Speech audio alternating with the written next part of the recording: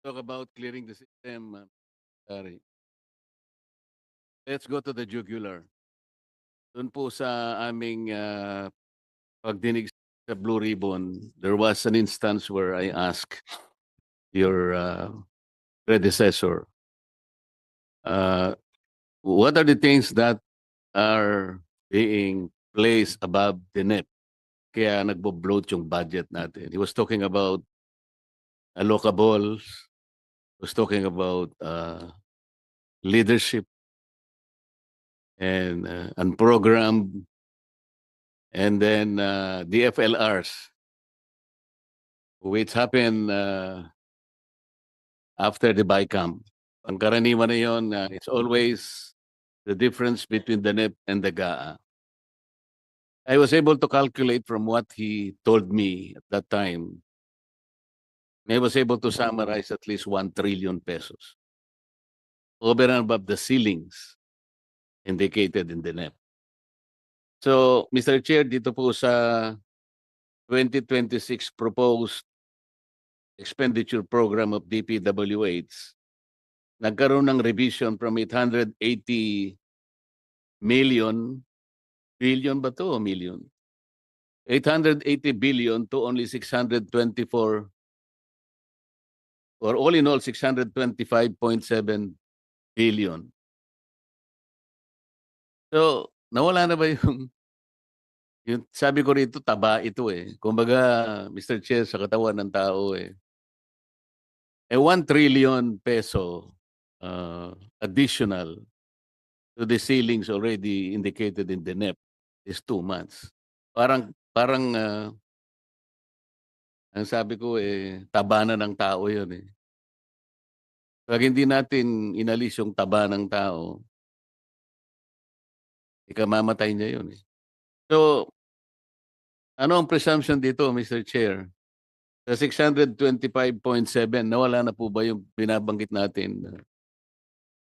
Unang-una po, no, as a matter of fact lang po, ang nawala po dyan yung flood control locally funded projects at ibang mga proyekto. Pero kung ang tanong niyo po ay nawala na ba lahat ng taba? Tingin ko po, base lang po sa pinakita sa atin ni Chairman ngayon, hindi po. Hindi po totoo yan at meron pa rin pong taba. So, At ibig kailangan sabihin po, pong hindi natin talaga i-strike yung taba ng sistema. Hindi natin siya na-address. kailangan pong i-address, pero tingin ko po ang pag-a-address sa kanya, kailangan simulan sa budget, pero kailangan din po simulan sa proseso kung paano nagpapasok ng mga proyekto sa National Expenditure Program. I think, Mr. Chair, we can start by reviewing the allocations per district. Tama Kasi po, Tama po. nakita ko doon sa 2024, 2025, and finally 2026 budget allocation. Meron kang makikita dyan, Mr. Chair, na talagang lopsided eh.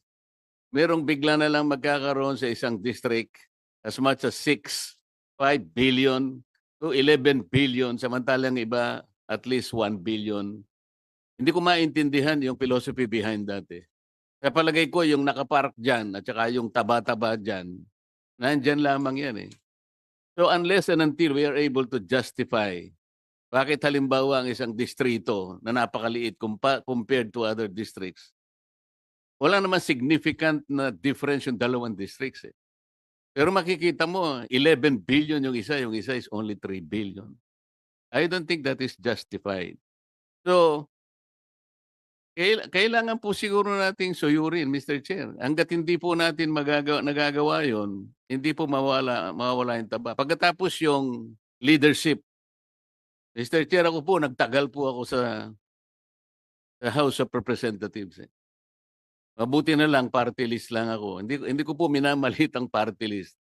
Pero kaya ko lang nasasabi sa party list, naging kalakaran na lang eh. Pag party list ka po, eh masaya ka na sa 150 million eh. Yung inyo pong constituency is nationwide. Mr. Chair, para ka ring senador eh, pagka party list ka eh. Kasi nationwide ka eh. Pero ang budget mo, pang budget lang ng barangay kapitan. 150. Samantalang ang regular congressman, nag-a-average po ng 1B. Nasaan po yung katwiran doon, Mr. Chair? Nationwide kami, nakagustuhan ko halimbawa na masuklian ko ng utang na loob dahil sa napakaraming botong nakuha ko sa iba't ibang panig. Kaya a-portion ko sana. Sa 150 million, Mr. Chair, yung isa mabibigyan mo lang ng 300,000 na lang o kaya 250,000 at sasabihin sa iyo ng mayor, salamat po congressman sa binigay nyo. At least may tatayo ko na po yung kubeta na. Nakita po ninyo kung gaano po. Samantalang ang isang distrito, 11 billion, merong 8 billion, merong 6 billion. Secretary, Mr. Chair, hindi ko po nakikita yung justification. Kaya nga ang tanong how do you allocate the finite resources of this country? Yung economist, sandali lang niyang sasabihin sa atin. Alam niyang kwentahin eh. Marami siyang variables, marami siyang parameters. Pero dito po, pag tiningnan nyo isang distrito, wala kang makikitang significant variable o indicator kung bakit mas marami ang dapat niya makuha. So let's start with that. That is supposed to be the starting point. Ang sabi mo kanina, Secretary, we should err on the side of caution. So kung palitan, we should act on the side. Ayoko magkamali tayo. Not even erring. We should act on the side of caution. Agree po, Mr. Chairman. 100%. And then, Mr. Chair, kung pwede ko pang idagdag sana to, dito po itong Asset Preservation Program ng DPWH. 2022 to 2025, talagang papataas po yung expenditures. 117 million, a billion. 2023, 124 billion. 2024, 139 billion. 2025, 153 billion. Talagang papataas eh. Mr. Chair, tama naman ito sapagkat kapag itong perang ito nagamit natin sa tamang pamamaraan, magagamit natin ng mas matagal ang ating mga kakalsadahan, bridges and so on and so forth. Di ba tama yun, Mr. Secretary? Tama po, Mr. Chairman. Pagkatapos biglang nagkaroon ng 2026, naging 105 na lang. Ang ibig ba sabihin nito, yung papataas na ganun, 4 na taong papataas, tas bigla mong ginanon. So, naisip ba natin na wala nang kakwenta, wala nang kwenta yung preservation program natin, Mr. Chair?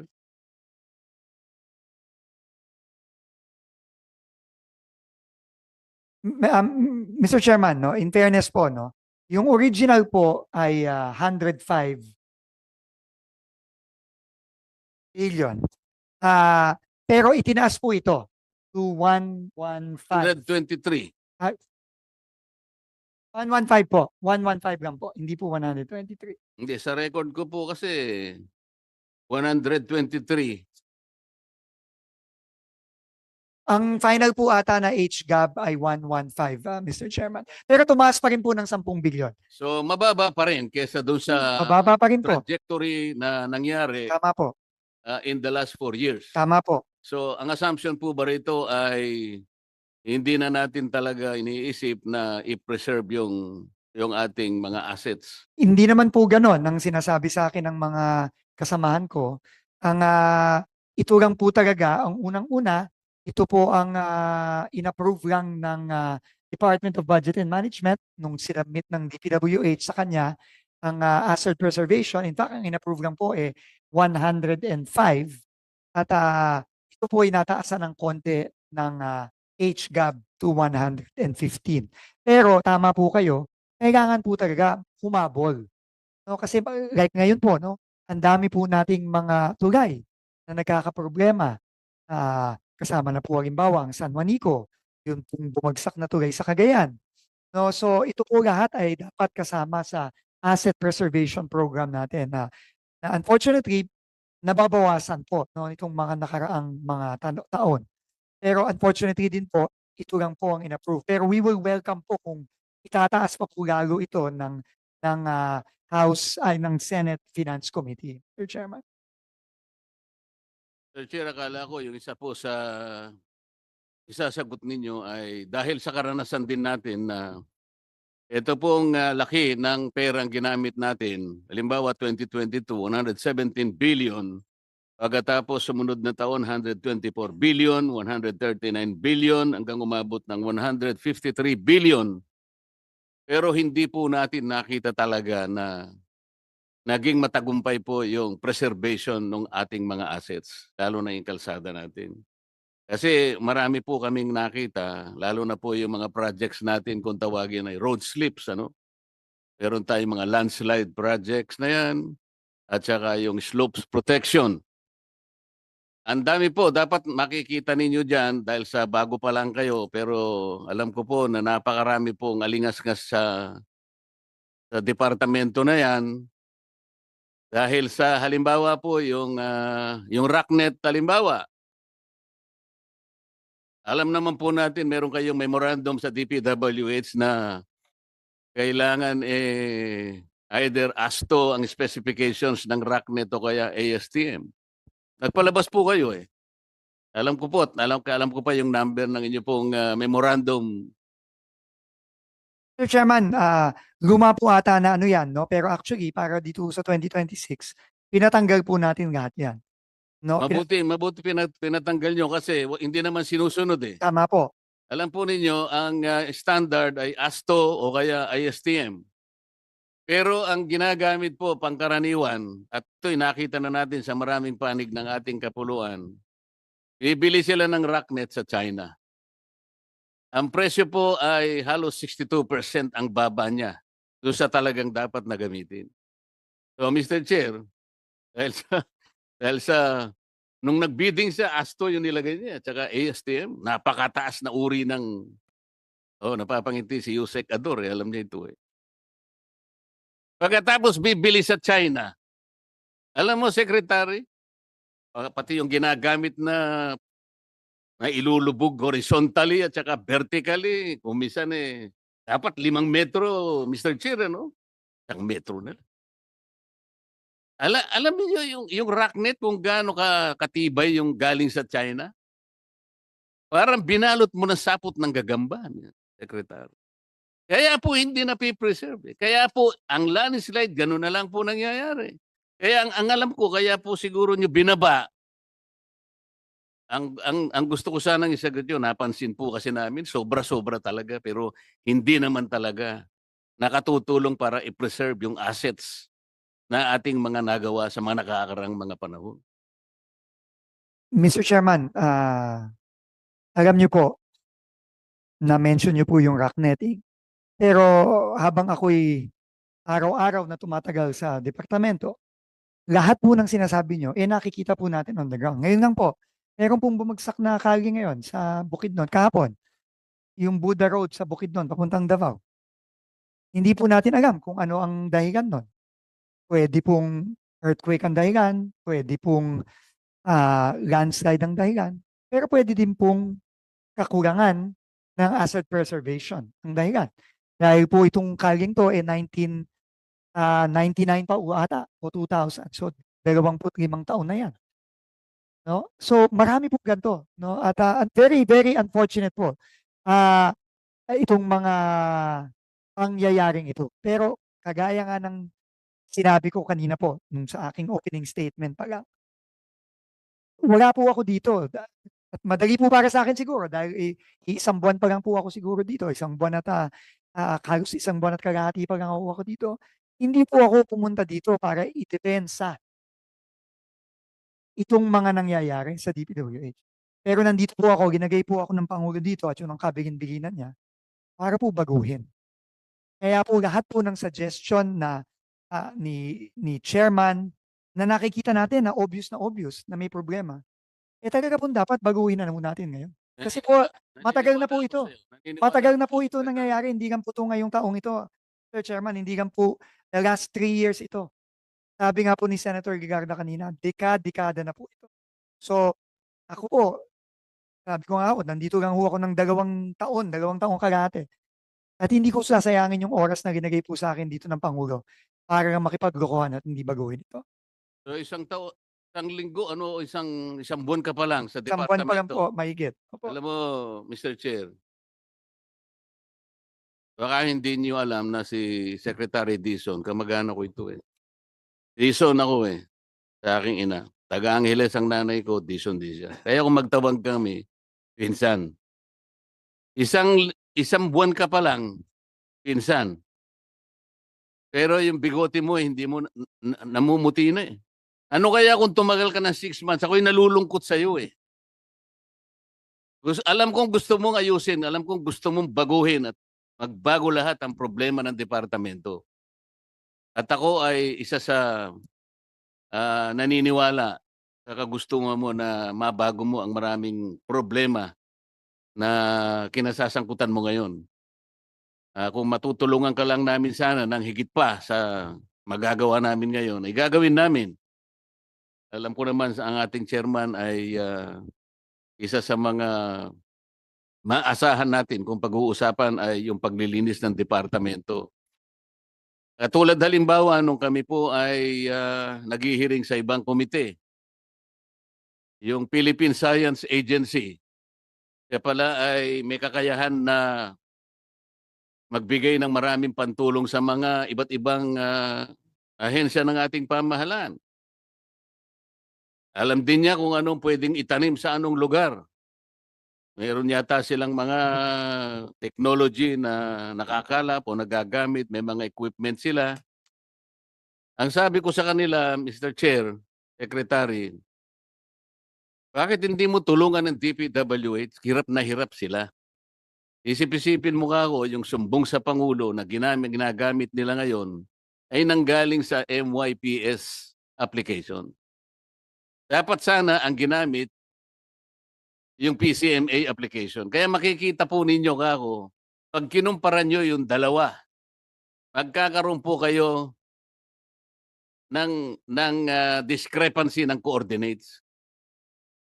So, tumatango-tango si Yusek Conti. Tama o hindi? Ako po kasi, nireview ko yung mga submissions. Dahil binigyan po ako ng USB ng Pangulo nung simulan ko po yung Blue Ribbon nung ako pa po ang chairman. Kaya hindi ko po extensively nagamit sapagkat yun lamang siniyasat namin, nakakuha na ako ng mga ilang projects. Nag-random lang ako. 15 yung nakita ko. Magkakaiba yung coordinates, hindi pareho. Magmula sa 67 to at least 477 meters ang coordinates na pagkakalayo. Sabi ko sa Philippine Science Agency, bakit hindi mo ako tulungan? Nakita mo, wala pala kayong wala pala kayong satellite connection dahil mahal daw. Sabi ko, kahit mahal ito, Secretary, kung ito ang kinakailangan para lamang yung inyong mga encoder sa baba, hindi nakakagawa ng kalokohan na ipinapalit-palit yung mga litrato na kunwari tapos na yung flood control, hindi para tapos. Ang ginagamit lang nila mga cellphone na yung signal mahina pa. Kaya nga, pag mahina ang signal, lalong lalayo ang coordinates. Hindi ba, Yusek Ador? O, yan po eh. Isip-isipin na, sasabihin po ninyo na sa PCMA po real time. Wala pong real time. Yung encoder po ninyo, ginagawa po niya, nag-i-encode siya every end of the month. So monthly. Wala talaga eh. Sa totoo lamang po, wala ni isa man na po pwedeng sabihin natin real time kung anong nangyayari on the ground. Ito yung kinakailangan pong gawin. Nabiro ko pa nga po sila eh. Hinahanap po namin kako yung mali-maletang pera na nakatago sa mga iba't ibang lugar. Na nakolekta nila sa flood control. Pwede po ba niyong malaman sa magitan ng inyong equipment kung nasaan ang mga perang ito? Kahit na biro lang nasasabi namin, Secretary, sapagkat kailangan po nating gawin lahat. Ang lahat ng kaparaanan, maitama lang natin ang maraming dapat itama. Hindi natin magagawa. Siguro magtatagal bago natin magawa. Ngunit kapag naumpisahan natin by acting on the side of caution, not erring on the side of caution, yun po ang dapat natin gawin, Mr. Secretary. Mr. Chairman, we agree po, no? 100% at ang Pangulo po mismo, yun po ang direktibang binigay niya sa akin nung bago po ako umupo. At yun po ang pipilitin nating gawin. Of course, with the help po ng ating komite, ng ating mga ibang opisyalis po. Kasama na rin po ang Philippine Space Agency dahil ang satellite feed po na real time, kung mayroon kahit na hindi yan araw-araw, kahit na once a week lang o once every 2 weeks, napakalaking bagay na po nun kung magagawa po natin yan. Eh, yung po mag-audit ng project natin, pwede kaya natin gawin, Mr. Chair, na kasangkapanin na lang natin ang JICA para po makita yung... Kasi sa aking pagkakaalam po, yung kanilang mga auditor, yung kanilang mga engineers, mapagtitiwalaan po eh. Baka sakaling yun po ay makatulong din sa atin. Pwede tayong humingi ng tulong po sa hindi lang sa JICA kundi pati sa ADB at sa World Bank. No?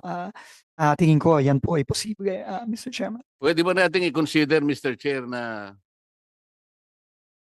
kasi po nung nagmi-meeting kami sa Blue Ribbon, isa po sa mga lumitaw na mga rekomendasyon. Dahil nagsisimula po yung corruption sa mga engineering districts. Pwede kayang i-streamline natin yun. Ang suggestion nga po, alisin na yung mga engineering districts. Eh. Meron ba tayong ibang alternative? Kung sakaling tanggalin ang mga engineering districts, halimbawa, kung ano man alternative na gawin natin, wag na ganun karami. Pwede po nating pag-aralan, Mr. Chairman. No? Marami po talagang kailangan repasuhin at baguhin, no, dito sa departamento. Dahil nakita naman po natin na yung current na sistema nagresulta dito sa nakikita na natin ngayon. So kailangan po talagang baguhin. At, Pangkaraniwan po kasi, Secretary, hindi naman lahat, hindi naman lahat nangyayari sa mga districts. Ang congressman po kasi, ang siyang nakapangyayari do sa pag-a-appoint ng district engineer. Hindi po sa lahat ng pagkakataon ganoon. Meron namang hindi. Pati pag-alis ng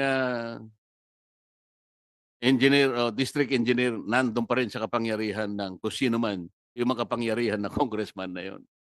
So nakita po ninyo sa aming initial na pag-iimbestiga, yung first engineering district ng Bulacan, isipin po ninyo, 2022 to 2025, nakapagdala si Saldico ng 35 billion sa isang district. Paano po natin i-justify yun? Yun po eh. Maaring drastic po yung sinasabi namin na tanggalin lahat ng ano. Ngunit yung ganun pong pangyayari, kung ano man ang katapat na solusyon nun, drastic man o hindi, dapat hindi nangyayari yung ganun. 35 billion sa loob ng 4 na taon. Kulang-kulang sa 8 billion pesos per year, Secretary. So, ito po yung dapat nating tugunin. Ito po yung dapat nating i-address para yung sistema po. Mahirap baguhin ang sistema, ngunit kailangan po nating i-address sa lalong madaling panahon. Maraming salamat, Mr. Chair. maraming salamat po, Mr. Chairman. Thank you. Thank you. With the permission of Senator Lauren, this is connected. Ito, may isang question lang ako na connected to your topic earlier. And ipapakita lang namin to slide 2. Secretary, we nag-random sampling kami ng mga projects to look at the cost. And we partnered with a group called Secofil, no? Councils of Engineering Consultants of the Philippines. We're familiar with the group po, Mr. Yes, Chairman. they're a group of project managers, mostly doing halos lahat, no, 90% doing private projects, no. So, alam ko maliliit to, no? But I just want you to focus doon sa kulay-kulay ng pink, red, and gray, no? Yung pink, justified. Ibig sabihin yung cost niya ay justified. Yung red, high or very high. And then, if you go down, Carla, marami namang projects na low. Mas mababa ang cost ng DPWH. So, in fairness naman sa DPWH, hindi lahat ng project ay mataas compared to the private sector costing. And may caveat rin dito, no? Hindi lahat na submit sa amin yung program of work,